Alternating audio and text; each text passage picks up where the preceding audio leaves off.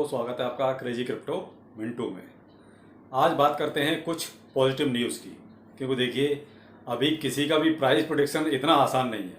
उसके लिए तो कहते हैं बहुत माथापच्ची करनी पड़ेगी, क्यों? मार्केट डाउन है और उस हिसाब से प्राइस को निकालना इतना आसान नहीं होता।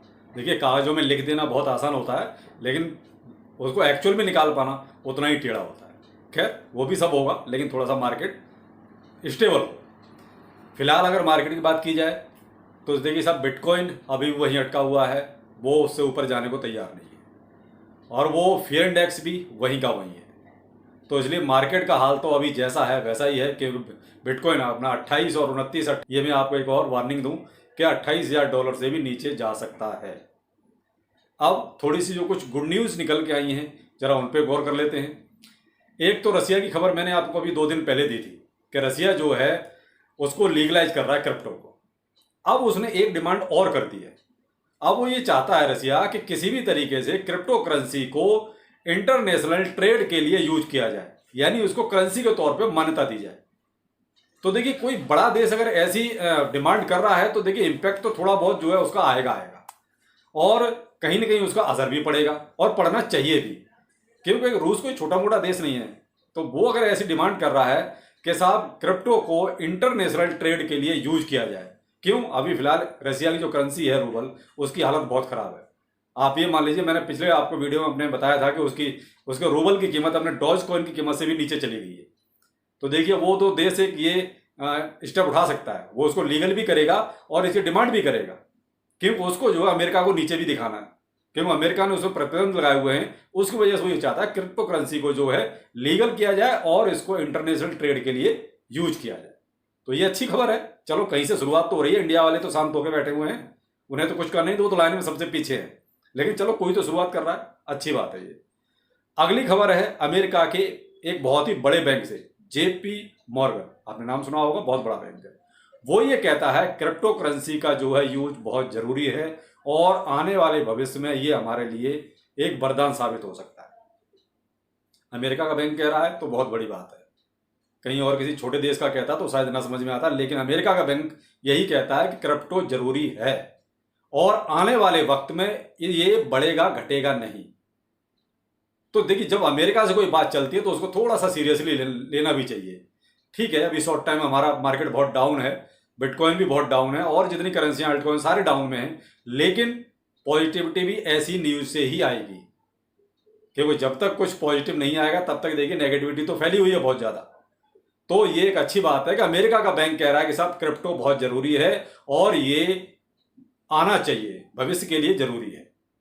तो जेपी मॉर्गन जो है एक बहुत अच्छी और गुड न्यूज लेके आया। अब अगली खबर है बोस्टन से। यहाँ की जो है वॉल्फ एंड कंपनी है अकाउंटिंग की, टॉप 100 अकाउंटिंग जो कंपनियां हैं बोस्टन की, उन्होंने जो है बिटपे के जरिए शिबाइनू और डॉज कॉइन में पेमेंट लेना शुरू कर दिया है।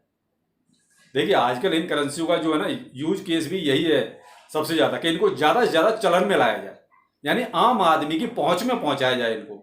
तो आम आदमी की पहुंच में तभी पहुंचेगा जब इसको आप डेली यूज में यूज करेंगे, और डेली यूज में यूज ऐसे ही हो सकता है जैसे अपने स्टोर्स हो गए, पेमेंट्स वगैरह हो गई।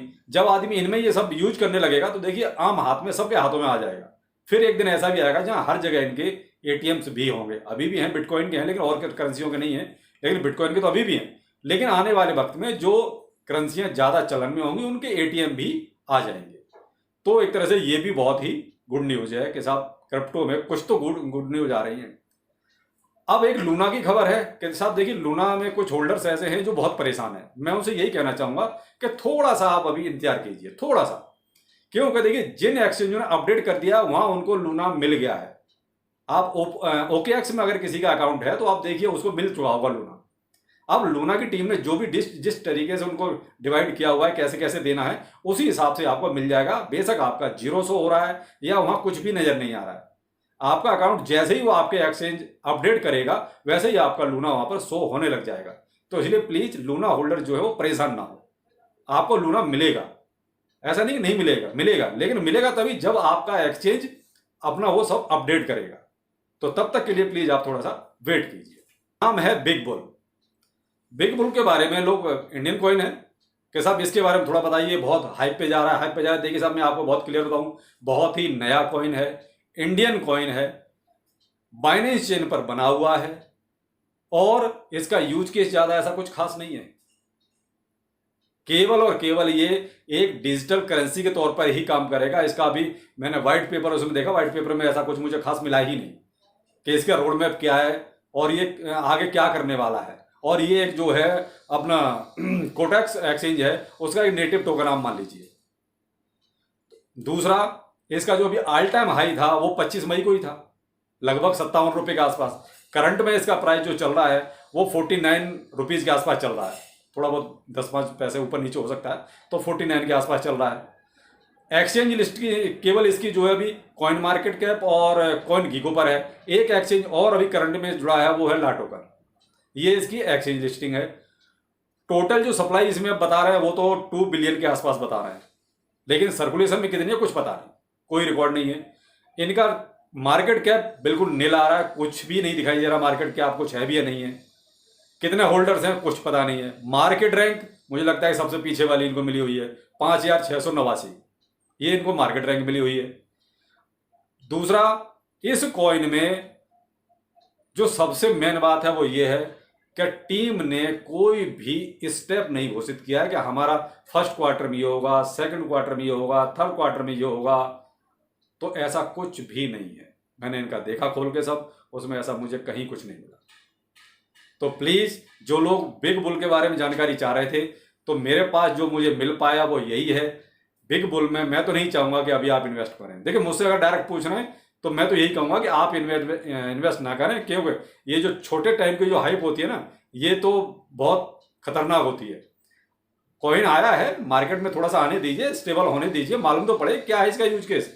ठीक है, आज मैं कह दूं कि अब कॉइन अच्छा है, अच्छा प्रॉफिट दे रहा है, 57, 58, 60 रुपए तक जा रहा है, आप इन्वेस्ट कर दो, पैसा डूब जाए, तो वो ठीक नहीं है। तो प्लीज अभी थोड़ा सा वेट कीजिए, पहले कॉइन को देख लेने दीजिए। अभी तो नए पुराने कॉइन जो स्टेबल कॉइन है उनकी ऐसी तैसी हुई पड़ी है, तो इसको तो अभी पूछेगा कौन। लेकिन फिर भी मैं उन लोगों के लिए जरूर ये बनाने के लिए तैयार हुआ जो मेरे पास कमेंट कर रहे थे कि सर बिग बोल बिग बोल बिग बोल। तो देखिए, मेरे पास तो यही जानकारी है, बाकी आपने भी थोड़ा बहुत सर्च किया होगा, तो बाकी इन्वेस्ट करना ना करना आपकी मर्जी है। देखिए साहब, मैंने तो आपको बताया कि मेरे लिए बिल्कुल नया कॉइन है और मैं पर्सनली इसमें कोई इन्वेस्ट नहीं करूंगा, एक पैसा भी। हाँ, थोड़ा सा मार्केट में इसको टिकने दीजिए, फिर देखेंगे क्या है कैसे है।